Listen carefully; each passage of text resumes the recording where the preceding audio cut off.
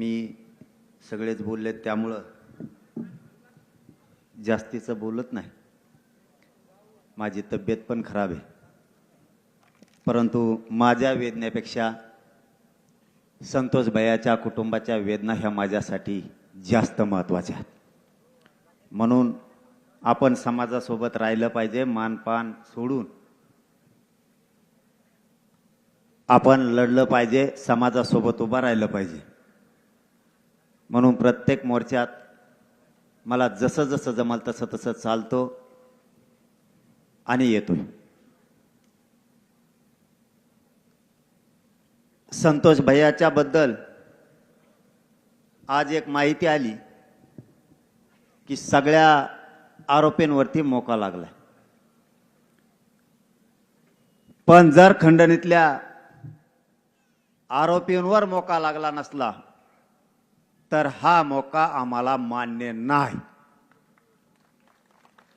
जितके आरोपी आहेत त्या सगळ्या आरोपींवरती मोका आणि जे खंडणीतले आरोपी आहेत, जे खुनातले आहेत, हे दोन्ही एकच आहे. हे वेगळे नाही आहेत. यांना सगळ्यांना 302 मध्ये घेतलं पाहिजे. पुन्हा पुन्हा एकदा मुख्यमंत्र्याला धाराशिवच्या नगरीतून सांगतो, सगळ्यांना 302 मध्ये घ्या. यातला एकही आरोपी सुटला नाही पाहिजे. यातला एक जरी आरोपी सुटला तरी हे राज्य आम्ही त्या क्षणाला बंद पाडणार, सोडणार नाहीत. अण्णा बोलता बोलता म्हणले याला याच्याहून हटवा, त्याच्याहून हटवा.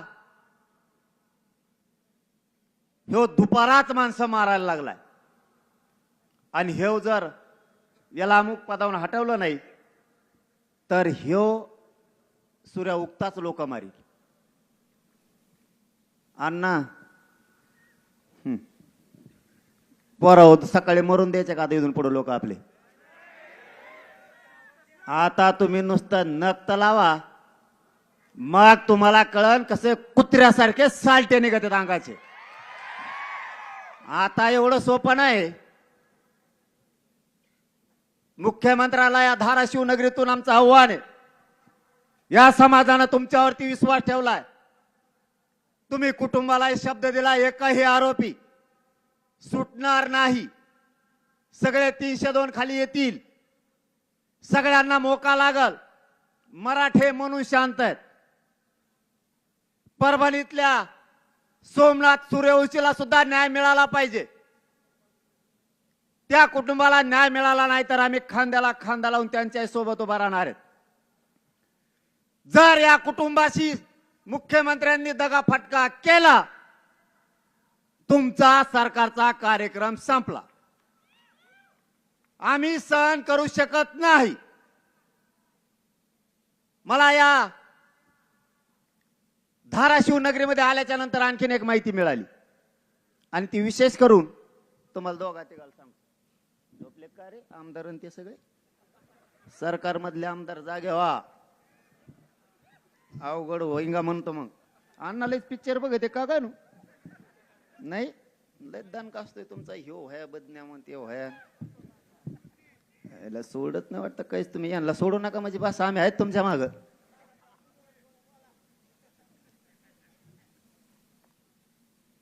ओम दादा तुम्हालाही सांगतो, कैलास पाटील दादा तुम्हालाही सांगतो आणि राणा दादा तुम्हालाही सांगतो, स्वामी साहेब तुम्हाला ही सांगतो.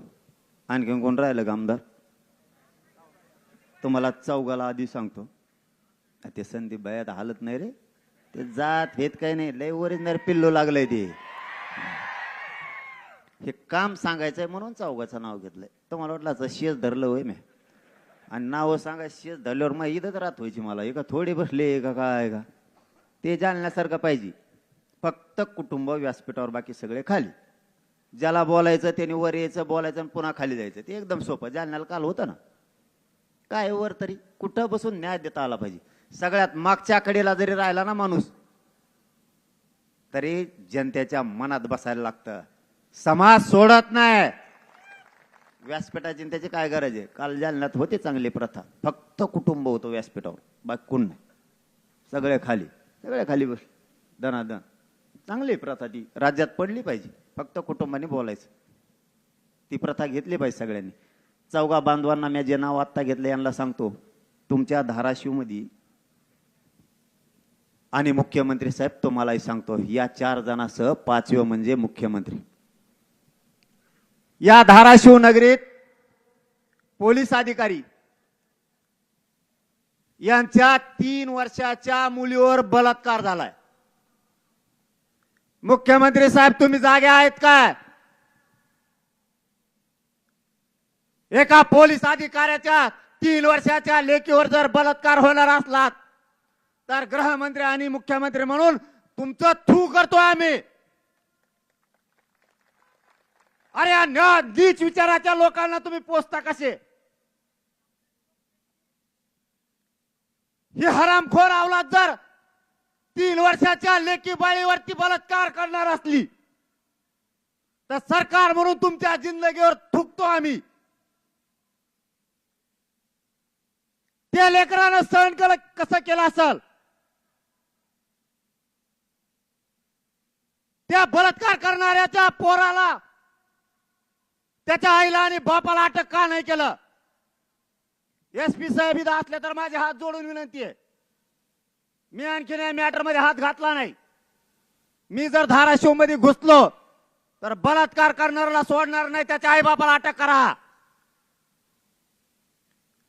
मुख्यमंत्री साहेब ते प्रकरण फास्ट ट्रॅक कोर्टात चालवा. त्यांना सरकारी वकील द्या. त्याचे नमुने हे संभाजीनगरच्या लॅबला गेलेत. त्या कुटुंबाला भीती आहे, तिथले अधिकारी त्याच्यात काही फेरफार करतायत का, बदल करतायत का? नमुन्यात बदल झाला नाही पाहिजे. याला जन्मठेप होईपर्यंत सुटता कामा नाही. मी आणखीन तरी धमकी दिलेली नाही आणि मी ज्यावेळेस देतो त्यावेळेस मागे सरकत नाही. या 3 वर्षाच्या लेकराला न्याय मिळाला पाहिजे आणि ही जबाबदारी आज सरकार पक्षातले 2 आमदार आहेत, राणा दादा आणि स्वामी साहेब, सत्ता पक्षातलेच आहेत ना. सगळे पडेलच बाजू आहे. ओम दादा आणि कैलास दादा तुम्ही लागा माग. तुम्ही सरकार पक्षातले तर राणा दादा, त्या लेकीला न्याय मिळाला पाहिजे. हे जर सुटले तर तुमच्या चौघाच्या मागे लागा ना. मी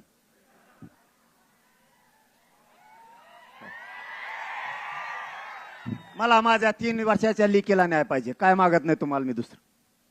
तुमच्यावर ज्या ज्या वेळी येईल पोराव जो समाजाच्या बाजूने बोलन, तुम्हाला आजच माझ्याकडून विनंती आहे, जो माणूस समाजाच्या बाजूने बोलन त्याच्या पाठीशी खंबीर उभा राहायचं. राहणार ना? तुम्ही भिडायचं. त्या लेकीला न्याय मिळाला पाहिजे. मला इथं आल्यावर आणखीन एक मॅटर कळालं. बघा हे प्रताप धनंजय मुंडेच्या टोळीचे भंगार गोळा केले सालेकडून. कुठे गेलं रे ते? फोटो आहे का? बघा फोटो बघितल्यावर तुमच्या 100% तुम्हाला दुखणंच येणार. ह्यो फोटो आहे बघा, दिसतोय का? दिसणारच नाही, सडलाय फोटो. बॉडी सडली, ही बॉडी पूर्ण सडली.